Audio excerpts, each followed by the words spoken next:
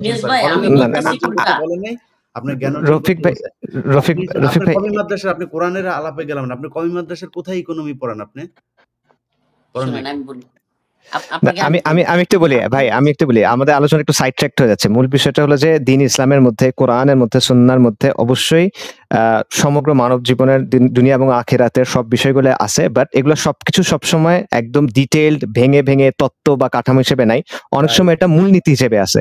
এখন যে জায়গাটায় আসলে আমাদের বাস্তবতা হলো যে ইসলামপন্থীদের একটা দুর্বলতা আছে, সেটা হলো যে এই যে মূলনীতিটা, সেটা যে আমরা এখন কিভাবে প্রয়োগ করব, এটা প্রথমত নিজেরা বের করা, দ্বিতীয়ত সমাজের সামনে তুলে ধরা, যাতে সমাজ বুঝতে পারে যে কিভাবে ইসলাম এখন তাদেরকে চালাবে, মানে আজকে যদি ইসলাম আসে তাহলে সেটা কিভাবে চলবে।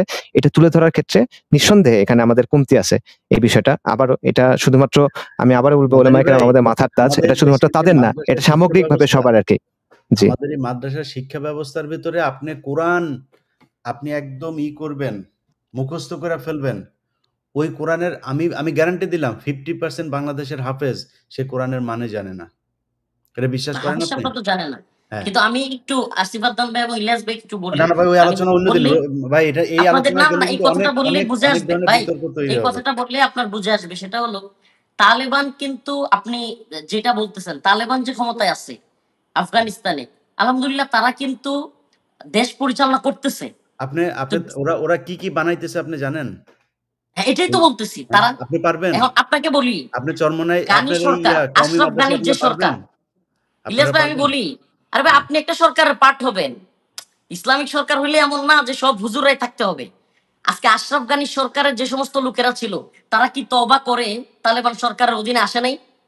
তারা কি কাজ করতেছে না? মানে মুসলমান আপনি মানে আপনি এখন আওয়ামী লীগের যারা ধরেন শিক্ষিত আছে, বিএনপির যারা শিক্ষিত আছে ওদেরকে নিয়ে তারপরে তো আপনার নেতৃত্বে যাবে কেন?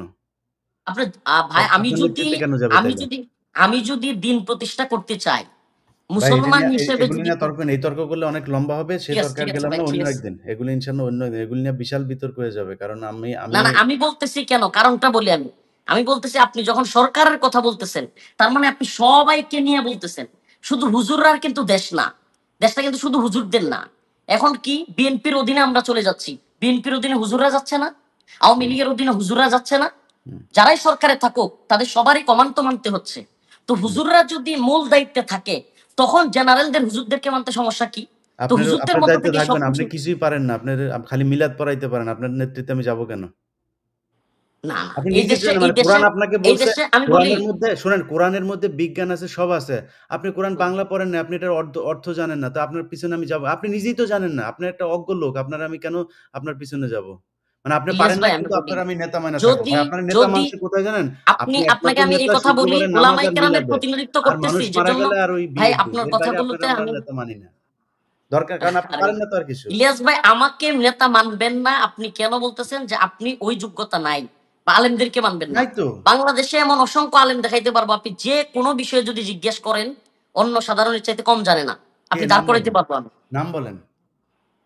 আমি একজনের নাম ইলিয়াস ভাই বলেন। আমি অনেকের নাম বলতে পারবো, আপনি যদি একজনের নাম বলেন। একজনের নাম। কার নাম বলতে হবে বলেন, কি বিষয়ে বলেন? একজনের নাম বলেন। আপনি কোন ইকোনমিক্স এর বিষয়ে মামুনুল হক সাহেব হুজুর জানে? অবশ্যই জানে। শাইখুল হাদিস ইকোনমিক্স এর আল্লাহ বিষয়ে মামুনুল হক মামুনুল হক সাহেব। জানে? মামুনুল হ্যাঁ হ্যাঁ হক? জানি। হ্যাঁ তাই হ্যাঁ, নাকি? জি জি। আমি জানি না। মামুনুল হক কি জানে আমি জানি না। হ্যাঁ হ্যাঁ, ইকোনমিক্স এর উপরে উনি পড়াশোনা করছেন। তো আরো পড়াশোনা অনেক, করলে আমি জানতে পারে। সেই ভাই আমি পড়াশোনা বলি আপনার কওমি ইলিয়াস ভাই, মাদ্রাসায় নাই। সেই পড়াশোনা কওমি আরে মাদ্রাসায় নাই। ভাই আছে? কওমি মাদ্রাসায় সব থাকতে হবে কেন?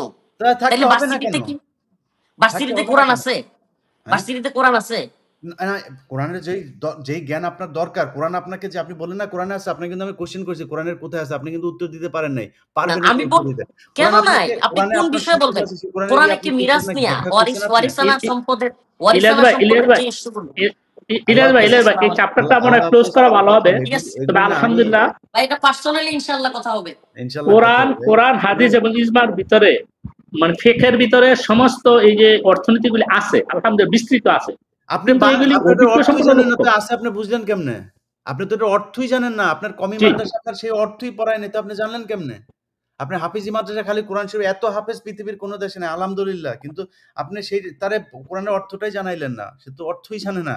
তো আপনি তারে দিয়ে আপনি কি করাবেন? এটা কি বলছে আমাকে কোরআন আপনি কেমনে না না, বলছেন? এখানে তো তাফসীর কারক আছে, শুধু হাফেজরা জানতে হবে এরকম না। আপনি যদি বলি যারা ক্লাস পিকে 8 এর পড়ে ছাত্র ভাই আছে আপনি ইকোনমিক্স ওগুলি জানে, চারটা ভাই আলাদা। শুনেন, আপনাদেরকে আমরা শুনেন, ধরেন একটা ক্লাস 8 পড়া ইউনিভার্সিটিতে ছাত্র গেলে, কি একটা ইকোনমিক্স জানে ইউনিভার্সিটিতে ভাই? গেলে মনে করেন যে আমরা ক্লাস 8 পাস ইকোনমিক্সের একটা শাখা, কোন ছাত্র কি ইকোনমিক্স ইকোনমিক্সের জানে? শাখার মধ্যে সবচাইতে ভালো পিএইচডি করে আসছে সবচেয়ে ভালো ইউনিভার্সিটিতে, সে হলো ওইটার হেড হিসাবে তারে বসা, কারণ কি সে ওইটার এক্সপার্ট। ওই বুয়েটের যে এক্সপার্ট ইঞ্জিনিয়ার, একজন সিভিল ইঞ্জিনিয়ার, তার সবচেয়ে ভালো ওনাকে ওইখানে বসে, কারণ উনি ওইটার এক্সপার্ট। আপনি এক্সপার্ট কিসের বলি? আপনি এক্সপার্ট হইছে পোলাপানের মুসলমানি দিলে, আর বিয়ে, আর হইলো গিয়া ওই যে আপনার এই এই কি বলে এটা, মারা গেলে করে যে আপনার, আরে জানাজাতে, আর হইলো মিলাদ। এই 4 জায়গার এক্সপার্ট আপনি হইছেন। যেই কারণে ওই 4 জায়গায় কিন্তু আপনাকে প্রচন্ড রকমের সম্মান দেওয়া হয়। বিয়ের দিনও আপনি হুজুর, তারপরে জানাজার দিনও হুজুর আপনি, আর হইলো গিয়া মিলাদের দিন হুজুর আপনি। আপনি এগুলি জানেন এই কারণে। এর বাইরে আর আপনারা কিছু জানেন না। এই ভাই কারণে আপনাদের এইখানে এই সমস্যা। এই বিষয়গুলোতে আমি ঠিক আছে। দ্বিমত পোষণ করতেছি। ঠিক এই আছে ভাই। না, বিষয়গুলোতে আমি জানেন না দ্বিমত ভাই। পোষণ আপনাদের করতেছি। পড়ানোই হয় না, জানবেন কোত্থেকে? যদি জেনে থাকে, না ওই যে আপনি আসিফ যেটা আদনান, বলছেন, উনি আপনি কিন্তু ভাই উনি ইলিয়াস ভাই পিএইচডি শুনেন, করতেছে। আপনি আমার সাথে বসেন, আমি আজকে তো লাইভ টক শোতে এই কথাগুলো বলতেছেন, ম্যাচুরিটি কিংবা আপনি একটা সামাজিক লাইনে আসেন। বিচার আপনি আদালত ফোনে বলেন, আসেন, এই কথা বলতেছি। ইস্যুগুলোতে ফোনে আসেন। আমাদেরকে হুজুর, আপনি কোনো আপনাদের বিষয়ে বহুত যদি চেঞ্জ কথা হইতে বলতে হবে চান, হুজুর।